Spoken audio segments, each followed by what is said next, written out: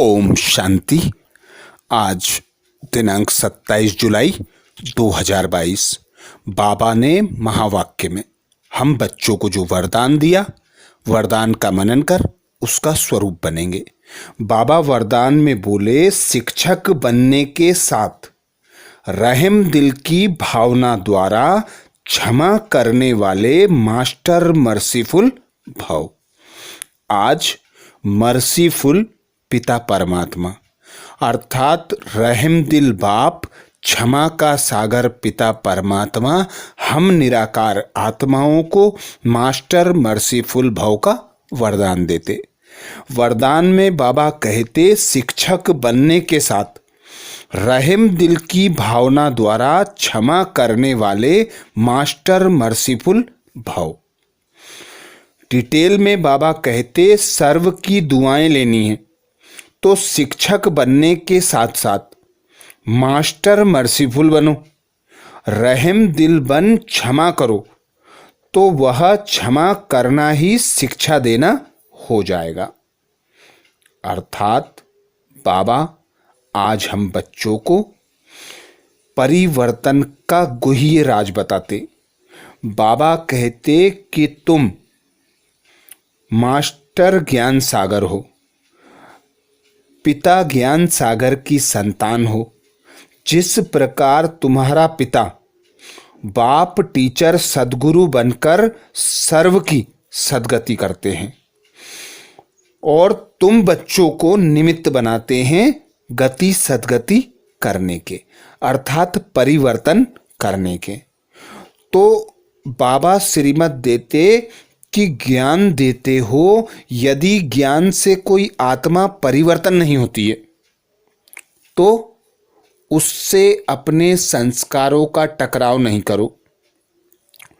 उस पर रहम दिल बनकर उस आत्मा को परवश आत्मा समझकर, ना समझ अज्ञान समझकर रहम करो, क्षमा करो। तुम जब उसे क्षमा कर देते हो तो वह क्षमा ही उसके लिए शिक्षा बन जाती है। तो परिवर्तन का आधार बाबा दो प्रकार से बताते, एक तो ज्ञान के आधार से, दूसरा क्षमा के आधार से। यदि कोई परवश आत्मा होती है, ग्लानि करने वाली, अपकार करने वाली आत्मा होती है, उस आत्मा का परिवर्तन ज्ञान से नहीं होता तो उसे अपनी शुभ कामना, शुभ भावना द्वारा उसके संस्कार को परिवर्तन के प्रति शुभ चिंतन रखकर शुभ चिंतक बनो, तभी तुम मर्सीफुल अर्थात क्षमा का सागर कहलाओगे। आगे बाबा कहते, सिर्फ शिक्षक नहीं बनना है, क्षमा करना है। इन संस्कारों से ही सबको दुआएं दे सकेंगे। अभी से दुआएं देने के संस्कार पक्के करो, आपके जड़ चित्रों से भी दुआएं लेते रहेंगे। इसके लिए हर कदम श्रीमत प्रमाण चलते हुए दुआओं का खजाना भरपूर करो। संगम युग की श्रेष्ठता है जमा का खाता भरपूर करना, एक का पदम गुना प्राप्ति करना। तो बाबा कहते, शिक्षक के साथ रहम दिल बनकर क्षमा करके यदि सर्व को दुआएं दोगे, सर्व आत्माओं के प्रति शुभ भावना, शुभ कामना रखोगे, सर्व आत्माओं के प्रति शुभ चिंतन चलेगा, सभी के प्रति यह भावना होगी कि यह भी हम आत्माओं का भाई है, पिता परमात्मा की संतान है, इसे भी बाबा के वर्षे का अधिकारी बनना चाहिए। तो जब हम ऐसी शुभ भावना, श्रेष्ठ कामना रख उन्हें सच्चा मार्ग बताते हैं तो बाबा कहते, बदले में उनकी भी दुआएं प्राप्त होती हैं, क्योंकि देने में लेना समाया हुआ है। तो तुम बच्चों को अभी सभी को दुआएं देना है, जिसके बदले में तुम्हें दुआएं प्राप्त होती हैं और तुम दुआओं के खजाने से भरपूर हो जाते हो। तो आज भी तुम्हारी जड़ मूर्तियां सभी को दुआएं देती हैं, इच्छा मनोकामनाएं पूर्ण करती हैं। ऐसे ही तुम बच्चों को सदा स्मृति रखना है कि कोई भी आत्मा जिसका स्वभाव संस्कार हमसे टकराता हो, उससे टक्कर ना लेकर उस पर क्षमा करना, रहमदिल बनना। क्योंकि बाबा कहते तुम आधारमूर्त आत्माएं हो, पूर्वज आत्माएं हो। जिस प्रकार कोई बच्चे के माता पिता बच्चे की गलतियों को भुलाकर उसके प्रति शुभ भावना शुभकामना रखते हैं, ऐसे ही तुम बच्चों को पूर्वजपन की सीट पर सेट होकर सर्व आत्माओं के प्रति रहमदिल बनना है, सभी को क्षमा करना है। यह क्षमा करना ही उनके लिए शिक्षा हो जाती है और उनसे बदले में तुम बच्चों को दुआएं मिलती हैं। तो अभी बाबा कहते ब्राह्मण जन्म में सभी के प्रति शुभ चिंतन चलाना, शुभ चिंतक बनना, सभी के प्रति शुभ भावना शुभ कामना रखना, यही बाबा कहते दुआएं देने का आधार है और इस देने में ही लेना समाया हुआ है। तो तुम बच्चे अभी संगम पर एक का पदम गुना प्राप्ति कर भरपूर संपन्न संतुष्ट बन जाते हो, जो भक्ति मार्ग में आज तक भी तुम्हारी जड़ मूर्तियों से दुआएं प्राप्त होती हैं। स्लोगन में बाबा कहते जिनकी झोली परमात्म दुआओं से भरपूर है उनके पास माया आ नहीं सकती। जिनकी झोली परमात्म दुआओं से भरपूर है उनके पास माया आ नहीं सकती।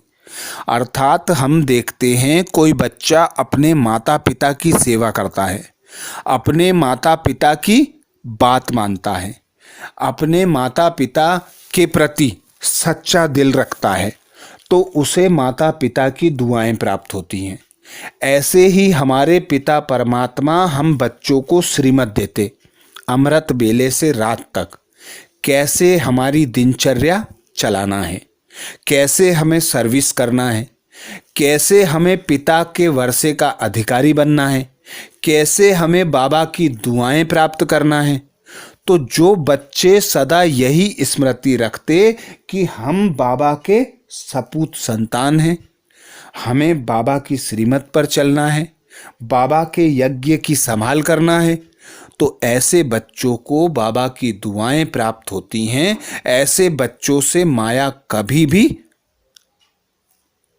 वार नहीं करती, अर्थात माया उनके पास आ नहीं सकती। आज बाबा ने महावाक्य में जो मुख्य सार सुनाया, सार का मनन करेंगे। बाबा कहते मीठे बच्चे तुम्हें अब आसुरी अवगुण निकाल ईश्वरीय गुण धारण करने हैं। बाप से अपना 21 जन्मों का स्वराज्य लेना है। मीठे बच्चे तुम्हें अब आसुरी अवगुण निकाल ईश्वरीय गुण धारण करने हैं। बाप से अपना 21 जन्मों का स्वराज्य लेना है। प्रश्न किया बाबा ने, बाप की कौन सी एक्ट चलती है जो तुम बच्चों को भी होनी चाहिए? बाबा कहते बाप की कौन सी एक्ट चलती है जो तुम बच्चों की भी होनी चाहिए? उत्तर में बाबा कहते बाप की एक्ट है सभी को ज्ञान और योग सिखलाने की। यही एक्ट तुम बच्चों को भी करनी है। पतित को पावन बनाना तुम्हारा धंधा ही है, रूहानी सर्विस करना। कोई कोई बच्चे शरीर छोड़ जाते हैं फिर नया शरीर ले, यही मेहनत करते हैं। दिन प्रतिदिन तुम्हारी सर्विस बढ़ती जाएगी। गीत सुनाया बाबा ने, ओम नमो शिवाय। धारणा के लिए मुख्य सार में बाबा कहते अमृत बेले उठ, बाप को याद। बाबा कहते पहली पॉइंट, अमृत बेले उठ, बाप को प्यार से याद कर आत्म अभिमानी बनने की मेहनत करनी है। याद के बल से विकारों की कट उतारनी है। अमृत बेले उठ, बाप को प्यार से याद कर आत्म अभिमानी बनने की मेहनत करनी है। याद के बल से विकारों की कट उतारनी है। दूसरी पॉइंट बाबा कहते घर गृहस्थ में रहते कमल फूल समान बनने का कोर्स उठाना है। हर एक की रग अथवा लगन देखकर ज्ञान देना है। तो ये थे बाबा के महावाक्य। अच्छा, ओम शांति।